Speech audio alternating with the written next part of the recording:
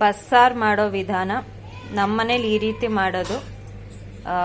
This is a kind of rasam which we don't do it often, very rarely which we do. This has a mixture of ಈರುಳ್ಳಿ ಹಾಕ್ತೀಯಾ?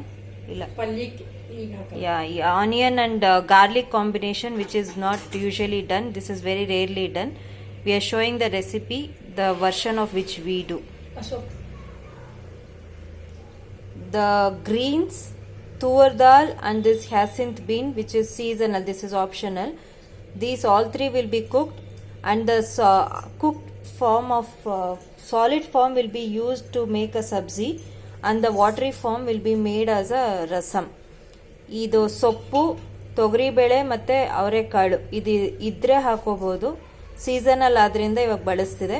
ಇವು ಮೂರನ್ನು ಬೇಯಕ್ಕೆ ಇಟ್ಕೊಳ್ಳುತ್ತೆ. ಇದು ಬೇಯಿಸಿರೋದನ್ನ ತೆಗೆದು ಪಲ್ಯ ಮಾಡುತ್ತೆ, ಜೊತೆಗೆ ಅದ್ರದ್ದು ಬರೋ ನೀರು ಸಾರು ಮಾಡುತ್ತೆ. ಇವಾಗ ಈ ಸೊಪ್ಪು ಯಾವ್ದ್ಯಾವ್ದು ಹಾಕಿದೆ ಅಂದರೆ ದಂಟು, ಪಾಲಾಕು, ಸಬ್ಬಕ್ಕಿ ಸೊಪ್ಪು, ಮೆಂತ್ಯ ಸೊಪ್ಪು, ಚಕೋತ ಸೊಪ್ಪು, 5 ರೀತಿ. There are 5 types of greens in this.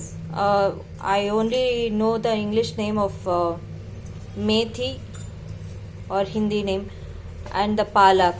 Rest all will be added into description with its English translation or Hindi translation. Please check the description. This is about a glass of tur dal. ಈ ಹದದಷ್ಟು ತೊಗರಿ ಬೇಳೆ, ಒಂದು 4 ರಿಂದ 5 ಜನಕ್ಕಾಗಕ್ಕೆ. ಅವರೆಕಾಳು or hyacinth bean. This you can use as much as you want if it is available. ಸ್ವಲ್ಪ ಎಳೆದಾಗಿರೋದು. This is not too ripened. This is a smaller ones which will be sorted out from what has been peeled. Also 2 tomatoes. She's chopping the other one. This is the other one. 2 tomatoes, 2 tomato. And while cooking, add little bit of oil and turmeric. ಬೇಯಕ್ಕೆ ಹಾಕುವಾಗ ಸ್ವಲ್ಪ ಎಣ್ಣೆ ಮತ್ತು ತೊಗರಿ ಬೇಳೆ, ಅವರೆಕಾಳು ತೊಳ್ಕೊಂಡಿದೆ. ತುವರ್ ದಾಲ್ and the hyacinth bean has been washed once or twice till it is clean. This has been chopped and washed. The greens will be added. ಸೊಪ್ಪು ಹೆಚ್ಚಿ ತೊಳ್ಕೊಂಡಿರೋದು ಇದನ್ನ ಇವಾಗ ಇದಕ್ಕೆ ಸೇರಿಸುತ್ತೆ. ಹೆಚ್ಚಿರೋ tomato ಸೇರಿಸುತ್ತೆ. chopped tomato is as well added. Use a bigger vessel. ಅರಿಶಿನ or turmeric, little bit of oil. This is groundnut oil. ಇದು ಕಡಲೆಕಾಯಿ ಎಣ್ಣೆ. Water has been added as well. ನೀರು ಕೂಡ ಹಾಕಿದೆ. ಸೊಪ್ಪಿಂದು ಸ್ವಲ್ಪ ನೀರು ಬಿಟ್ಕೊಳ್ಳುತ್ತೆ, ಸೊ ಹದ ನೋಡ್ಕೊಂಡು ಹಾಕೊಳ್ಳಿ. The greens and tomato as well leave watery or moisture. So see the measurement for which you want to make rasam with, and then add the water. Close the lid and put the whistle and let it go for 4 to 5 times depending on the cooker you use. Whistle ಹಾಕಿ 4 ರಿಂದ 5 ಕೂಗಿಸಿ. ನಿಮ್ಮ cooker ಮೇಲೆ depend ಆಗುತ್ತೆ. 1-2 ಹಸಿರು ಮೆಣಸಿನ್ಕಾಯಿ ಸೇರಿಸ್ಕೊಳ್ಳಿ, ಸ್ವಲ್ಪ ಖಾರ ಬರುತ್ತೆ, ನಿಮ್ಮ ಹದ ನೋಡ್ಕೊಂಡು ಹಾಕೊಳ್ಳಿ. She has added some green chilies. This will add heat or the hotness or spice to this. So see your taste and consistency. ಇದು ಬೇಳೆ ಮತ್ತೆ ಸೊಪ್ಪು ಕಾಳು ಬೇಯಿಸ್ಕೊಂಡಿರೋದು. ಇದದ್ದು ಇವಾಗ ಉಪ್ಪು ಹಾಕಿ ತಿರ್ಗಾ ಬೇಯಿಸತ್ತೆ. ಈ ಕಟ್ಟನ್ನ ಸಾರು ಮಾಡುತ್ತೆ. ಹಾಗೆ ಈ ಸೊಪ್ಪು ಮತ್ತೆ ಕಾಳನ್ನ ತೆಗೆದು ಪಲ್ಯ ಮಾಡುತ್ತೆ. ಸೊಪ್ಪು ಮತ್ತು ಕಾಳಿಗೆ ಉಪ್ಪು ಹತ್ತಲಿ ಅಂತ ಉಪ್ಪು ಹಾಕಿ ಇನ್ನೊಂದು ಸ್ವಲ್ಪ ಕುದಿಸ್ಬೇಕಾಗತ್ತೆ. ಕೂಲ್ ಆದಮೇಲೆ the dal and the greens that was cooked along with the hyacinth bean will now be, this is gone for 4 to 5 whistles and switched off, cooled and removed. The lid is removed.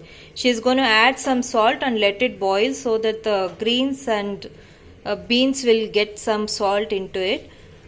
As well, as you can see, this watery portion will be removed and made rasam, and these greens and the beans will be removed and made as sabzi.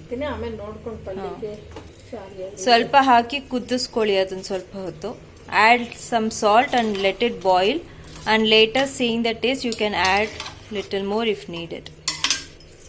No need to close the lid and put the whistle, just let it boil for some time. ಇದು whistle ಮತ್ತು ಮುಚ್ಚಳ ಹಾಕೋಗೋಜಿಲ್ಲ, ಹಾಗೆ ಸ್ವಲ್ಪ ಹೊತ್ತು ಕುದಿಸಿ. ಈ ಬೇಳೆ ಸೊಪ್ಪು ಸ್ವಲ್ಪ ತುಪ್ಪ ಹಾಕೊಂಡು ಬೇಯಿಸ್ಕೊಂಡಿರೋದು ಇವಾಗ ಅದನ್ನು ಬಸಿಯತ್ತೆ ಅಥವಾ ಸೋಸ್ಕೊಳ್ಳುತ್ತೆ. This greens, dal and the beans which has been cooked and the salt was added and it was boiling for a while, and this will be drained now. This drained upper portion will be used to make sabzi. The water will be used to make the rasam. ಈ ಮೇಲ್ಗಡೆ ಕಾಳು ಮತ್ತು ಸೊಪ್ಪು ಪಲ್ಯ ಮಾಡುತ್ತೆ, ನೀರು ಬಿಟ್ಕೊಳ್ಳೋದು ಅದರಲ್ಲಿ. ಇದು ಕಟ್ಟು ತೆಕ್ಕೊಂಡಿರೋದು ಇದರಲ್ಲಿ ಸಾರು ಮಾಡುತ್ತೆ. This is the drained water. In this the rasam will be made. ಈ ಬಸ್ತಿರೋ ಕಟ್ಟನ್ನ ಇವಾಗ ಒಲೆ ಮೇಲೆ ಇಟ್ಕೊಂಡು ಸಾರು ಮಾಡ್ಕೊಳ್ಳುತ್ತೆ. This water which has been drain from the sabzi or the dal and the greens, this will be made into rasam now. Keep it on the stove on the flame. Let this boil and see the taste and add the salt, because the salt has already been added while it was cooking. ಉಪ್ಪು ಹದ ನೋಡ್ಕೊಂಡು ಬೇಕಿದ್ರೆ ಹಾಕೊಳ್ಳಿ, ಯಾಕಂದರೆ ಒಂದ್ಸತಿ ಒಲೆ ಮೇಲೆ ಸೊಪ್ಪು ಸಮೇತ ಇಟ್ಟು ಉಪ್ಪು ಹಾಕಿ ಬೇಯಿಸಾಗಿದೆ. ಈ ಕಟ್ಟು ಬರೀ ಕುದಿಸ್ಕೊಂಡು ಬೇಕಿದ್ರೆ ಸ್ವಲ್ಪ ಉಪ್ಪು ಹಾಕಿ ಕುದಿಸ್ಕೊಂಡು ಇಳಿಸ್ಕೊಂಡು ಇದಕ್ಕೆ ಒಗ್ಗರಣೆ ಹಾಕೊಳ್ಳೋದಷ್ಟೇ. This drained water, dal water, this has been just kept to boil. If needed add salt, take it off from the stove once it's boiling and then add the seasoning. For seasoning ಒಗ್ಗರಣೆಗೆ ಸ್ವಲ್ಪ ಎಣ್ಣೆ ಹಾಕೊಂಡು ಸಾಸಿವೆ ಹಾಕೊಂಡಿದೆ. ಎಣ್ಣೆ ಕಾದ್ಮೇಲೆ add some oil, let it, after it is heated, add some mustard seeds, let it splutter, add some jeera, ಸ್ವಲ್ಪ ಜೀರಿಗೆ, hing or asafoetida, curry leaf, ಕರಿಬೇವು, ಏನಮ್ಮ, add this to the rasam.